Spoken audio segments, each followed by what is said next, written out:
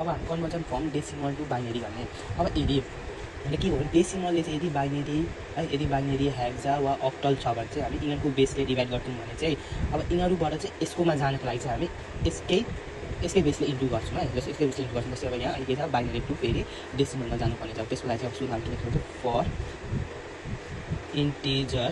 For integer part हाम्रो छ 1 0 1 0 1 छ। यसलाई चाहिँ के लेख्छौँ 1 × 2 + 0 × 2 + 1 × 2 + 0 × 2 + 1 × 2 0 1 0 1 2 3 पावर थर्टी दिन्छौँ है।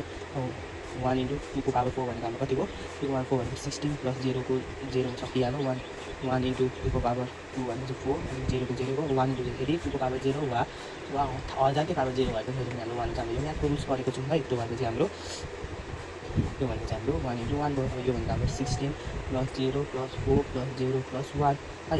अब यो 16 र 4 गर्दा हाम्रो 16 र 4 गर्दा हाम्रो कति हो 20 अनि यसले गर्दा चाहिँ हाम्रो कति हो 21 भयो। अब यति भएपछि 21 भयो। यति भएपछि 21 भयो एगेन।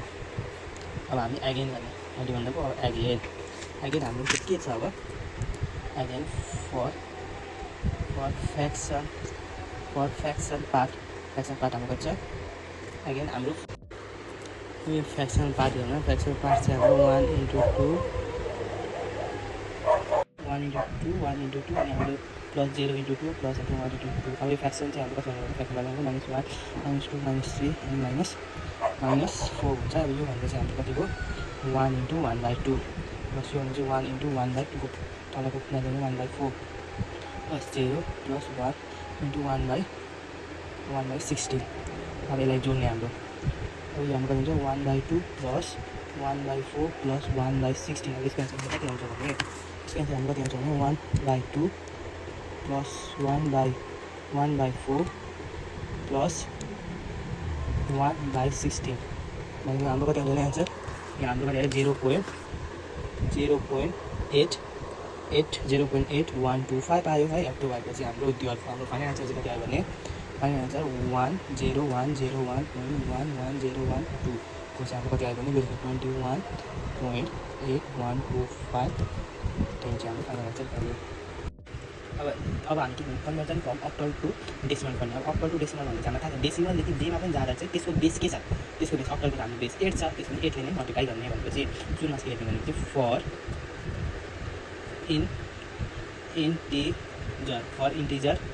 फर इन्टिजर पार्ट हाम्रो फर इन्टिजर पार्टको छ 1 to 5 है। अब यसलाई गर्ने 1 × 8 + 2 × 8 + 5 × 8 यो चाहिँ हाम्रो कति भयो अब यहाँ लेख्ने 0 1 2 अब यो 1 × 8 को स्क्वायर भनेको 64 + 2 को 8 8 भयो 8 को पावर 1 8 भयो + 5 × 1 अब यो भनेको चाहिँ हाम्रो 64 + 16 + 1 16 + 5 यो चाहिँ हाम्रो कति हुन्छ भने 64 + 64 + 16 + 5 भनेको चाहिँ हाम्रो कति भयो 85 चाहिँ हाम्रो यो। अब यति भएपछि एगेन हामीले के निकाल्नु पऱ्यो फर फ्याक्सनल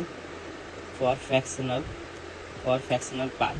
फर फ्याक्सनल पार्ट चाहिँ कसो गर्ने भने फर फ्याक्सनल पार्ट चाहिँ 4 5 6 छ फ्याक्सनल पार्ट। अब यसलाई चाहिँ निकाल्नु 4 ×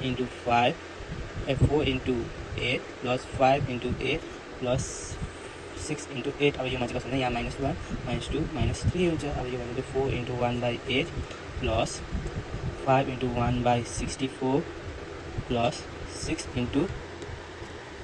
× 8 को क्युब हाम्रो कति हुन्छ 8 को क्युब 1/51 अब यसको यो क्यालकुलेसन गर्ने यो क्यालकुलेट गरेर हाम्रो गर्दा 0.5894 अनि अरू आउँदो रहेछ। अब त्यति भएपछि हामी डिभाइड 125.4568 इजिकल्स टु चाहिँ हाम्रो कति हुन्छ 85.5898 हाम्रो डेसिमल हुन्छ 10 हुन्छ त्यो चाहिँ हाम्रो एन्सर हुन्छ है।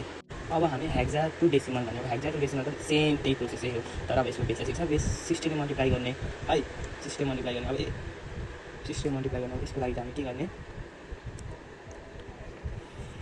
into 16 7 into 16 8 into 16 plus 4 into 16 plus 8 into 16 गर्ने 0 1 2 3 हुन्छ। अब 7 अब 16 को क्युब हाम्रो कति हुन्छ 16 को क्युब भनेको हाम्रो 4096 हुन्छ प्लस हाम्रो 8 into 16 को स्क्वायर कति हुन्छ हाम्रो 6 को स्क्वायर भनेको हाम्रो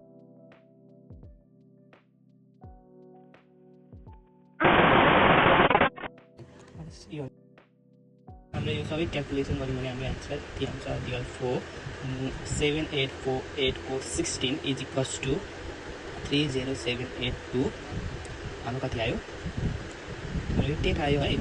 यस्तो टाइपको क्वेसन आउँछ। यस्तो टाइप यसलाई चाहिँ बाइनेरीलाई चाहिँ हामी अक्टलमा लानुपर्ने छ। यस्तो दुईवटा तरिका छ। एउटा चाहिँ कस्तो भने यो यसलाई चाहिँ हामी डेसिमलमा लाने अनि डेसिमलबाट फेरि हामी अक्टलमा ल्याउने। त्यो चाहिँ लङ प्रोसेस छ। एउटा सर्टकट प्रोसेस के छ भने अब हामीलाई ग्रुपिङ गर्ने अक्टल भनेपछि हाम्रो ग्रुपिङ अब हामी ग्रुपिङ गर्ने ग्रुपिङ इन 3 डिजिट्समा गर्ने हामी 3टा डिजिट्समा ग्रुपिङ गर्ने अनि अर्को भनेको हाम्रो डिजिट इन अक्टल कति हुन्छ हामी गर्ने यति।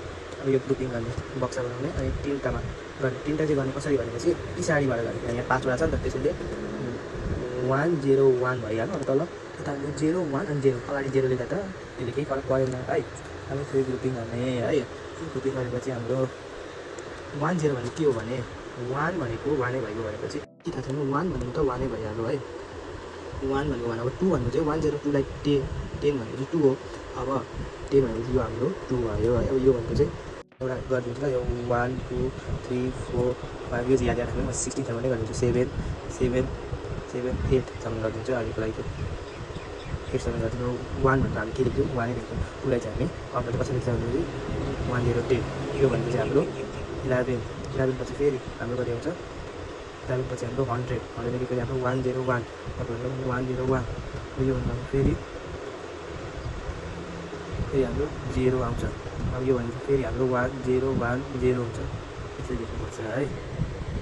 101 भनेको चाहिँ कति रहेछ हाम्रो 5 रहेछ डियर 4 10101 2 इज इक्वल्स टु हाम्रो 258 रहेछ एन्सर। के दिएको छ भने हामीलाई क्वेसन के दिएको छ हामीलाई 3AB 16 लाई चाहिँ हामीले 16 बाइन्डिङ गरेर अब यसलाई सेम नै हो तर यदि अक्टल भनेपछि हामी 3टा गर्ने है। हेक्सा भनेपछि हामी ग्रुपिङ द 4 गर्ने भनेपछि ग्रुपिङ इन भनेर यसलाई चाहिँ कसो गर्ने भने डिजिट इन अक्टल यसलाई चाहिँ कसो गर्ने भने यो चाहिँ कसो भने डिजिट लाने हो नि त। अब यो चाहिँ कसो भने हेक्सालाई चाहिँ अक्टलमा लाने भनेर यो चाहिँ कसो भने यो चाहिँ गर्ने डिजिट इन हेक्सा डेसिमल अनि बाइनेरी डिजिट्स गर्ने हामी बाइनेरी डिजिट्स इन हेक्सा चाहिँ हाम्रो 4 बिट हुन्छ है। 4 बिट भनेपछि अब हाम्रो अच्छा हाम्रो 3AB छ। अब 3 भनेको चाहिँ हाम्रो कति हो 11 हो। अब 11 भनेको अगाडि 0 काउन्ट गर्नु ए भनेको हाम्रो 10 हो भनेको 1010 छ 1010 बी भनेको चाहिँ हाम्रो हाम्रो 1011 छ डियर 4 3AB 16 भनेको चाहिँ हाम्रो कति हुन्छ जे यो नलेख्दा 0 0 नलेख्दा हुन्छ 11 10 10 10 11 बाइनेरी यसरी गर्ने हो।